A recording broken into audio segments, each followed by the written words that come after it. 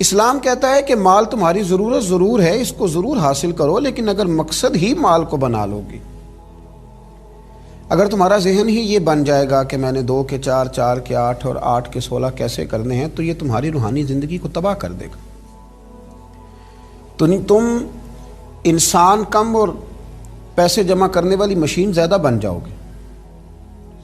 پھر تمہارے اعصاب پر رشتوں کا کوئی تقدس نہیں رہے گا۔ تم ہر شخص کے ساتھ رشتہ اس لیے بناؤ گے کہ مجھے اس سے مالی طور پہ کیا نفع حاصل ہو سکتا ہے،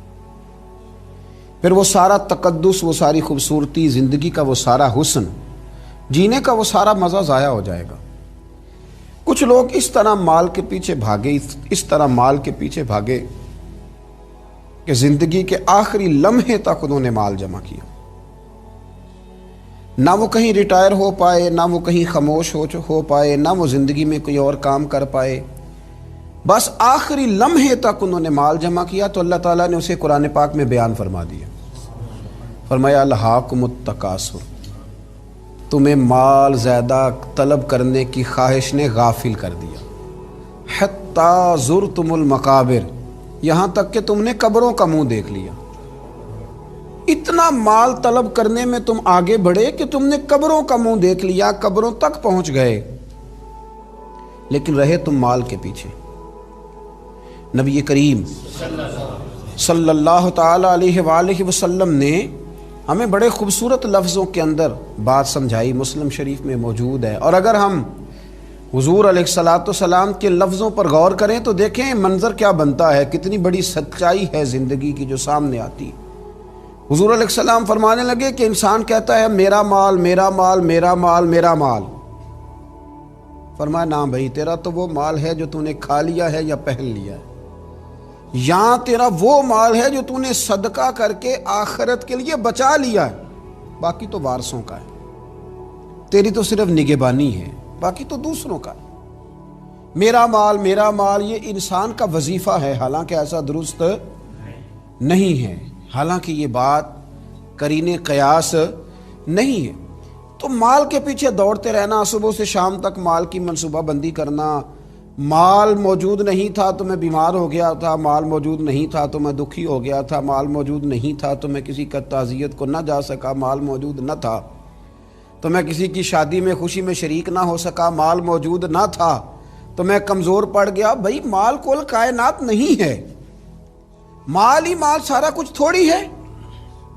حضرت مولا علی شیر خدا رضی اللہ تعالیٰ عنہ بہت بڑے مالدار نہیں تھے، پر اللہ تعالیٰ نے انہیں بڑے اعزاز نوازے، اعزاز سے نوازا، بڑی شانیں عطا فرمائی۔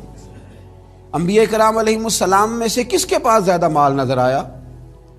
حضرت بلال حبشی رضی اللہ تعالیٰ عنہ بڑے سادے سے تھے، جناب فاروق اعظم حضرت عمر فاروق رضی اللہ تعالیٰ عنہ کے پاس بھی زیادہ مال و دولت نہیں تھا۔ مال ضرورت ضرور ہے، پر زندگی کا مقصد مال نہیں ہے، مقاصد تو کچھ اور ہیں۔ اس لیے رسول رحمت صلی اللہ علیہ وسلم نے ایسی بات کر دی کہ اگر ہماری سمجھ میں آئے نا تو وہ ہمارے ذہن کو ایک بہت ہی الگ سوچ فراہم کرے گی۔ حضور علیہ الصلاۃ والسلام فرمانے لگے کہ مجھے اپنی امت پر غربت کا ڈر نہیں ہے، غریب ہو جائے گی، فاقوں سے مرے گی۔ فرمایا یہ تو مجھے ڈر ہی نہیں ہے، بلکہ نبی پاک علیہ الصلاۃ والسلام نے فرمایا مجھے تو اس بات کا ڈر ہے کہ تمہارے اوپر دنیا کشادہ کر دی جائے گی، تمہیں زیادہ مال ملے گا۔ ڈر تمہاری غریبی کا نہیں، بلکہ محبوب فرماتے ہیں ڈر تمہاری دولت کا ہے، ڈر تمہارے فاقوں کا نہیں، ڈر تمہارے زیادہ کھانے کا ہے، ڈر تمہارے جھونپڑی میں رہنے کا نہیں، ڈر تو تمہارے بنگلوں کا ہے۔ نبی رحمت علیہ الصلاۃ والسلام نے فرمایا کہ ڈر تو اس بات کا ہے کہ تم پر دنیا کشادہ کر دی جائے گی، دنیا تم پر پھیلا دی جائے گی، وسیع کر دی جائے گی، تم نے اس چیز سے بچنا ہے، تم نے اپنے آپ کو اس چیز سے محفوظ کرنا ہے، دنیا کے پیچھے دوڑنا، دنیا ہی کی بات کرنا۔ اور پھر دیکھیں حضور علیہ الصلاۃ والسلام نے نا روحانی دنیا کے اندر جھانک کر ہمیں نصیحت فرمائی، روح کے اندر اتر کر بات بتائی، دل کی گہرائی تک پہنچ کر حضور نے ہمیں بات سمجھائی، دل کی گہرائی تک۔ نبی کریم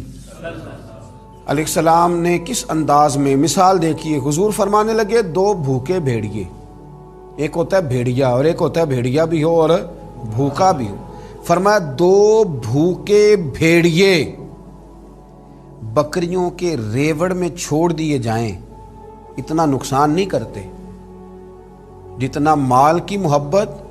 اور عزت کی محبت کہ مجھے بڑائی دی جائے، مجھے آگے بٹھایا جائے، مجھے اعزاز دیا جائے۔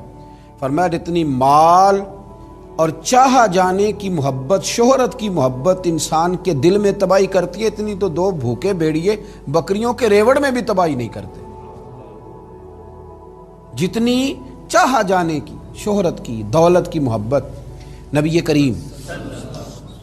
علیہ الصلاۃ والسلام نے ہمیں سمجھایا ہے کہ تم ضرورت کا مال ضرور حاصل کرو، لیکن یارو اس کام کے پیچھے لگ جانا اور دولت کو منشور بنا لینا، رات کو گن کے سونا، صبح اٹھنا تو پھر دوبارہ گننا شروع کر دینا، پھر ان کو گنتے ہی رہنا اور گنتے گنتے ہی زندگی گزار دینا، اور ہمیشہ سامنے والے کی دولت پر پوری توجہ رکھنا کہ وہ کہاں سے کماتا ہے، کہاں سے لاتا ہے۔ آج تو یہ دور آ گیا ہے کہ لوگ اپنے پیسے بھی گنتے ہیں، اور جن جن سے تعلق ہوتا ہے ان سب کے بھی پیسے گنتے ہیں، ان کے بھی شمار کرتے ہیں، ان کا بھی حساب کرتے ہیں، اور سامنے والے کے اخراجات بھی دیکھتے ہیں اور کہاں سے اسے دیا جا رہا ہے اس پر بھی وہ توجہ۔ اعلیٰ حضرت فاضل بریلوی رحمۃ اللہ علیہ فرمایا کرتے تھے کہ جو لوگ کسی سے حسد کرتے ہیں نا کہ وہ آگے کیسے نکل گیا، دولت کیسے آ گئی، شہرت کیسے ہو گئی،